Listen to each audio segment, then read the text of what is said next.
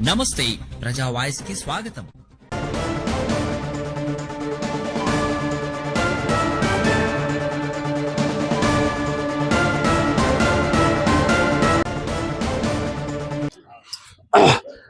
స్వచ్ఛాంధ్ర అలాగే స్వచ్ఛ భారత్ అలాగే మన స్వచ్ఛ ఆదోనిలో భాగంగా మనకి ఇంటింటి చెత్త సేకరణ చేయాలని, అలాగే అక్టోబర్ 2 నాటికి ప్రతి ఇంటి నుంచి తడి చెత్త పొడి చెత్త వేరు చేసే ఉద్దేశంతో గవర్నమెంట్ ఒక టైం లైన్ అనేది పెట్టింది. దానికోసము ఇప్పటిదాకా మనకు 112 మైక్రో ప్యాకెట్లు ఉన్నాయి. ఈ 112 మైక్రో ప్యాకెట్లో 58 బండ్లు నడుస్తున్నాయి ప్రస్తుతానికి. మనకు కొన్ని బండ్లు రిపేర్ చేయడము, కొన్ని బండ్లు రిపేర్ కాకుండా పోవడము, ఇలాంటి ఉద్దేశం దృష్టిలో పెట్టుకొని స్వచ్ఛాంధ్ర కార్పొరేషన్ నుంచి వచ్చినటువంటి ఫండ్స్ ద్వారా 37 పుష్ కార్డులని ప్రస్తుతానికి కొనుగోలు చేశాము. ఇవన్నీ కూడా ఎక్కడైతే షార్టేజ్ ఉందో అవన్నీ కూడా ఏర్పాటు చేసి 42 వార్డులలో కూడా అక్కడ కొన్ని షార్టేజ్ ఉందని చెప్తున్నారు.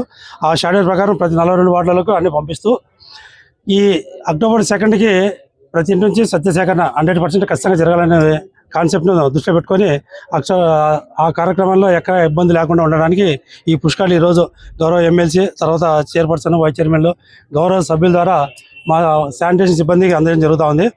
ఇంకా మనకు రావాల్సినవి కూడా మళ్ళీ నెక్స్ట్ టెండర్ పిలిచేసి ఎక్కడైతే షార్టేజ్ ఉందో అవి కూడా ఫుల్ఫిల్ చేస్తాము. అక్టోబర్ 2కి మనకు టార్గెట్ ఇచ్చారు కాబట్టి పబ్లిక్ కూడా మేము ఒక విన్నపం చేస్తున్నాము. చెత్తని ఆ రోజు వర్కర్కి ఇవ్వడమే కాకుండా సాయంత్రం వచ్చేది రోడ్ల మీద కానీ కాలువలు కానీ వేస్తారు. దయచేసి అలా వేయకుండా నెక్స్ట్ డే మా వర్కర్ ఖచ్చితంగా మేము ఇంటికి వచ్చి ఏర్పాటు చేస్తున్నాం కాబట్టి ఎక్కడ కూడా రోడ్ల మీద కాలువలు వేయకుండా మన కాలువలన్నీ శుభ్రంగా ఉండేటట్టు, కాలువలు నీళ్లు పారడానికి ఉంది తప్ప చెత్త చెదరం కాదు కాబట్టి ఖచ్చితంగా వచ్చినటువంటి వర్కర్కి ఖచ్చితంగా ఆ చెత్త ఇవ్వడము. దాంతోపాటు పబ్లిక్ నుంచి ఐవైరస్ కాల్స్ తీసుకుంటున్నారు.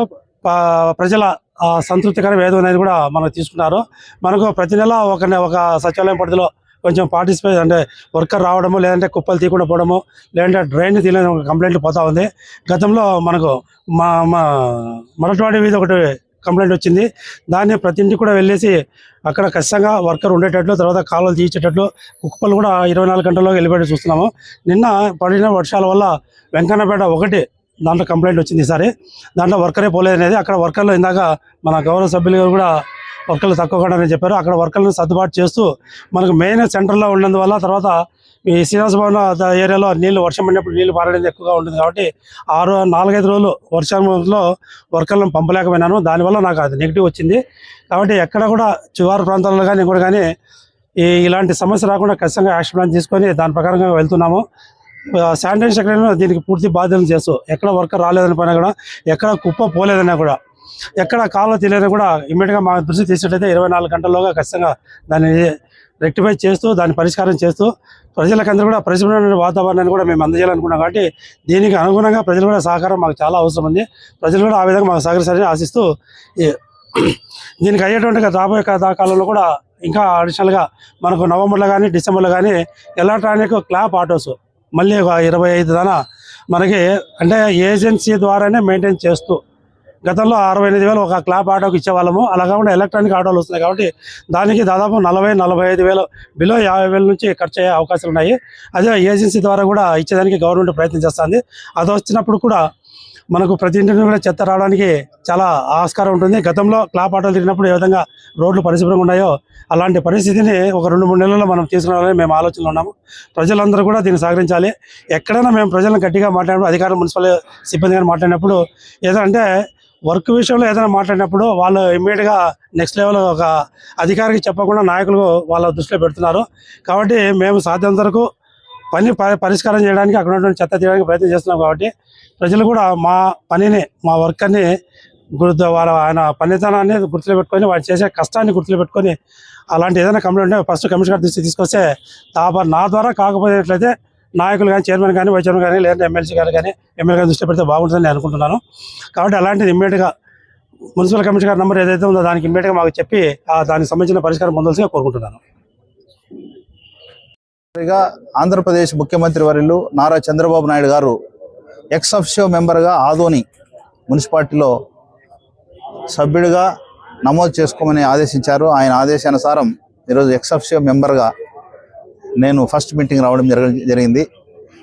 మీటింగ్కు వచ్చిన వెంటనే చైర్మన్, 2 వైస్ చైర్మన్స్, కౌన్సిల్ సభ్యులందరూ కూడా ఏకగ్రీవంగా నాకు స్వాగతం పలికి మరి ఘనంగా సన్మానించారు. వాళ్ళందరూ కూడా మొట్టమొదటిసారిగా ముఖ్యమంత్రి చంద్రబాబు నాయుడు గారికి, మరి ఈరోజు నన్ను సన్మానించినటువంటి చైర్మన్, 2 వైస్ చైర్మన్స్, మొత్తం హాజరైనటువంటి కౌన్సిల్ సభ్యులందరూ కూడా ధన్యవాదాలు తెలుపుతూ, కౌన్సిల్ సమావేశంలో దాదాపు 12 అంశాలు, టేబుల్ ఐటమ్ 2, మొత్తం 14 అంశాల మీద చర్చ జరిగింది.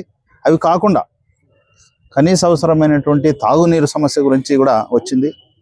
ఖచ్చితంగా ఆదోని ప్రజలందరూ కూడా ఈ తాగునీరు సమస్య లేకుండా చేయాలనేసి కూడా అందరూ ఏకగ్రీవంగా ఆదోని మళ్ళా ఏ విధంగా అందాల మీద ఎక్కించాలి, అందరూ ఏకమై పార్టీలు రహితంగా పోరాడాలి, ఆదోని ప్రజలకు ఏం సమస్య వచ్చినా కూడా చేయాలనేది కూడా ప్రధానంగా వచ్చింది. అందరూ కూడా ఏకగ్రీవంగా తీర్మానం చేశారు. ఇంకొక బాధ్యత నా భుజస్కంధాల మీద కూడా ఉంచారు. ఇప్పుడున్నటువంటి కేంద్రంలో కానీ రాష్ట్రంలో కానీ ఎన్డీఏ ప్రభుత్వం ఉంది. కౌన్సిల్ సభ్యులందరూ కూడా ఏకగ్రీవంగా చెప్పిన అంశాలు చాలా దాదాపు 7-8 అంశాలు వచ్చినాయి. అందులో మీరు చెప్పినట్లు కూడా ఇందాక చెప్పినట్లు మరి ఈరోజు దేశవ్యాప్తంగా ఘనంగా నిర్వహిస్తున్నటువంటి గణనాయకుడు విఘ్నేశ్వరుని యొక్క మరి నిమజ్జన కార్యక్రమం 31వ తేదీ అంటే రేపటి దినం ఉంది. అయితే మీరు చూసినట్లు కొన్ని ఉన్నాయి సమస్యలు. ఆ దారి పొడవునా